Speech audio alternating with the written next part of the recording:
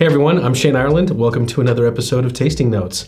If you've been following the Tasting Notes series recently, you might already be aware that I have decided to revisit a lot of old friends from Kendall. I'm planning to smoke through all of the flakes produced by both of the Gawith houses, Samuel Gawith and Gawith Hoggarth. So today I am revisiting one of the most popular of those products, Bob's Chocolate Flake. Like a lot of the English aromatic flakes coming out of Kendall, Bob's is very, very unique compared to the rest of the sort of pipe tobacco world. Whether you're used to smoking typical English Oriental blends or aromatics from the Danish style school or the American style school, or whether you're a straight Virginia guy, pretty much all of these products are going to be a change of pace. I would say a welcome change of pace, and definitely among the most unique experiences you can have as a pipe smoker. Bob's Chocolate. This one is, I gotta be honest, it's been,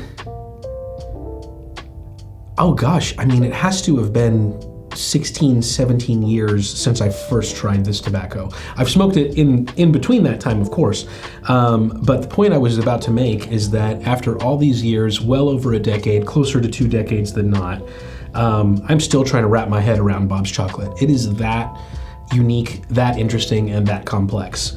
So let me get into the tin note here. You know what? Let's say first that it is a medium flake, primarily comprised of flue-cured Virginias from Africa, a little bit of African sun-cured, and a little bit of African burley. And I think about 8% Latakia. The 8% Latakia is a really interesting addition to this tobacco, and I think it's what makes it so special. But I will say that while some of you might prefer English tobaccos or Latakia tobaccos, Bob's Chocolate is going to give you a very different experience from your typical Latakia blend. So, again, really, really beautiful pressed flakes from the Kendall house. Not surprising. Compared to some of the other straight Virginia offerings, we also have kind of a lot more dark leaf here. I don't think that's specifically just from the 8% Latakia. That has to be from some of your sun-cured and burley varietals from Africa, as well as just the process of producing these type of flakes. So a little bit darker, definitely moist straight out of the tin. Again, I would give this a good bit of airtime, not anything beyond the 5 to 10 minute range if you want to retain all of the lovely top dressing and all of the complexity that this tobacco has to offer. I also think that even more than actual drying time, this is one where after I rub it out, I give it a good bit of aeration. And I give it a good bit of aeration to separate the strands a little bit more and to fluff the tobacco up without losing too much of the moisture content. I would also recommend something like at least a group 3 bowl or even larger, and I would pack this a little bit less dense than you might otherwise pack your straight Virginia flakes. For me, it's one of the things where I end up getting the tobacco burning a lot easier, a lot quicker, get a big burst of flavor, and then I sort of manage the actual pack once the tobacco is burning by tamping a little bit more aggressively in the initial part of the bowl than I otherwise would, and then you're off to the races, you're good to go. Breaks up really nicely, packs really lovely, and behaves very well in the pipe. I also think that the added Latakia definitely does a lot to the flavor profile and to the body of the tobacco, but I also think it makes the burn nice and cool, nice and slow. And that's very welcome with a tobacco like this that has such a complex top dressing and so much to offer in terms of aromatic quality, and especially through the retrohale. You want to sip it as slowly as possible, and you really aren't going to fight it that much to keep it burning when you're really, really backing off on your cadence. And I attribute that to the Latakia. So, tin note, man. One of the most unique tin notes that I've ever encountered in tobacco. I would also say one of the most appetizing. And I don't really use that word too often. And in this case, I don't even mean it figuratively. I mean, I really would eat this. Like if the cameras weren't rolling right now and I was just kind of curious, I would totally eat some. It smells so good. It doesn't have the typical sort of campfire Latakia notes. Really, you're getting a lot more sweetness. The cocoa comes through in the tin note, the vanilla comes through in the tin note, and whatever other sort of Lakeland essences there are in this tobacco, and there's probably a couple, that comes through as well. It's nutty, it's sweet smelling. You're getting a decent amount of woodiness, some zesty character, and some malty sort of flavors from the tobaccos themselves. A hint of earthiness, a hint of a smoky quality. I mean, to me, it kind of smells like the holidays, you know? I mean, it's like, it's gonna sound super, super silly, but like roasted nuts, eggnog, a little bit of campfire, cocoa, you know, warming spices. Like, it has kind of all of that comforting, warm character to it. Oh man, really, really lovely tin note, and I think so much of that comes through in the smoke. And I would say that if there was one word I would use to describe Bob's chocolate, it would be comforting. So let's get this lit back up here. After the charring light and an initial tamp, like I said, you're off to the races.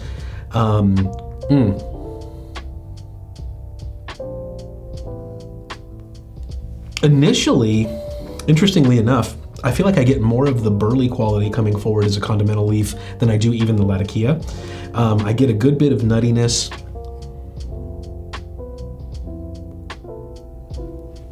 Roasted and toasted type flavors more so than campfire.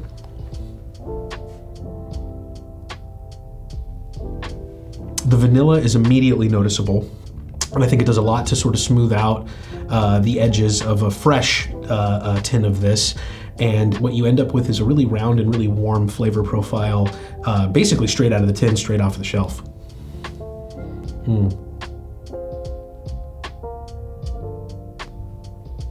Medium bodied, medium strength. I would say just a hair over medium in flavor.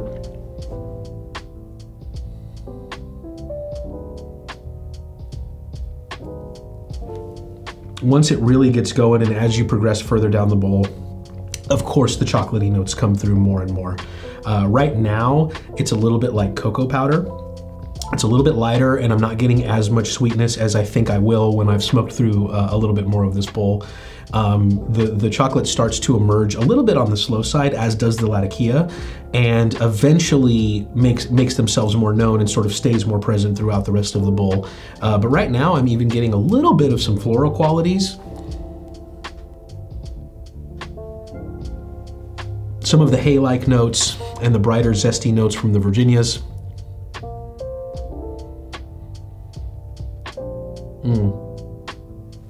Creaminess, and the sweetness is intensifying.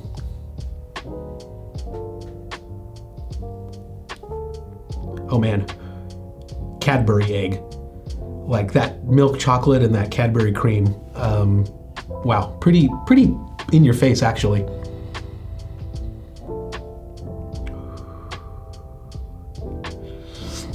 The natural tobacco character does come through a good bit here, maybe even more so than some of the other more heavily floral Lakeland type flakes.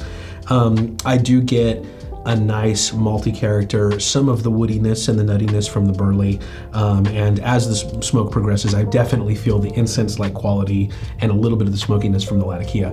Really, I feel like the Latakia is felt more than it's tasted in this blend, which is surprising because at 8%, you would think that's enough to really, really feel the presence of the Latakia. But the way that it's balanced with the chocolate and vanilla toppings sort of subdues it, pushes it into the background, makes it a supporting character. To help me through my journey back through all of the Kendall flakes produced by the Gawith houses, Samuel Gawith and Gawith Hoggarth, I am relying heavily on my trusty Clarin Clay pipes. The quality, the craftsmanship, the design, everything about these I love. But I'm finding that while I tend to reach for my briars more often than anything else, and I think a lot of that is just the relationship with those pipes that I formed over the years. When it comes to tasting and evaluating tobaccos, I think a good quality clay pipe is about the best thing that you can use for that. So yeah, right here is the Clarin Canadian 1, and I have a number of these and I've smoked them quite a lot and find their performance to be impeccable, and like I said, the craftsmanship is amazing. A little further into this, closer to the halfway point, the like cocoa powder, sort of delicate chocolate flavors have amplified a lot. It's a lot richer. It's I think I am getting a lot more sweetness from the tobacco, the natural sweetness from the Virginia tobaccos. And what that is doing is it's making the contrast between the sweet notes and what I'm getting from the Latakia a little bit more stark. And also I think the vanilla and the chocolate toppings have turned into something that is, for me, less cocoa powder and more like Mexican hot chocolate. Mexican hot chocolate, maybe with a little bit of chili powder, to be honest. Or like mole. If you like your mole a little spicier than sweet, that's the territory you're in here. It's rich, it's dense on the palate. I am getting more of the campfire and more of the woody quality and the incense-like quality from the Latakia. Balances really well with the sweetness of the natural tobaccos and also the perceived sweetness from the vanilla and the chocolate topping.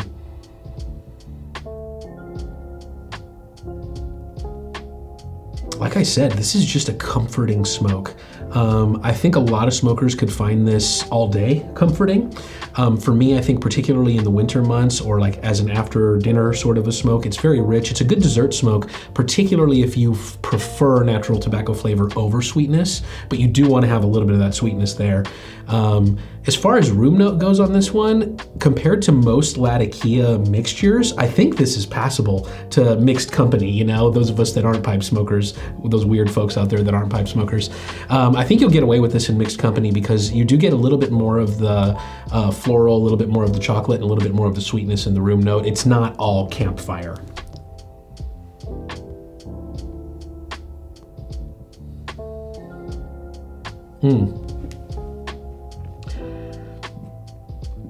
This is one of those tobaccos it's rare for me. I do really enjoy the retrohale and I recommend it for sure, especially if you're after complexity. But this one is so rich on the palate, I find myself not needing to retrohale as much. And whether I'm smoking cigars or pipes, I'm retrohaling like 70 to 80% of the time almost. I mean, it's like it's where I derive most of my pleasure from smoking. And this is one of those rare tobaccos where I feel like I get almost as much complexity on the palate as I do through the nostrils.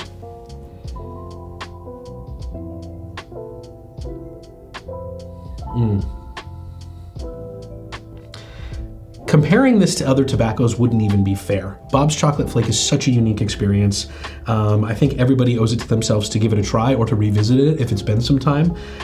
This is something that I think pretty much whether you're a diehard aromatic fan, a diehard Virginia guy, or a diehard English fan, an Oriental mixture fan, this is going to be a really, really welcome change of pace.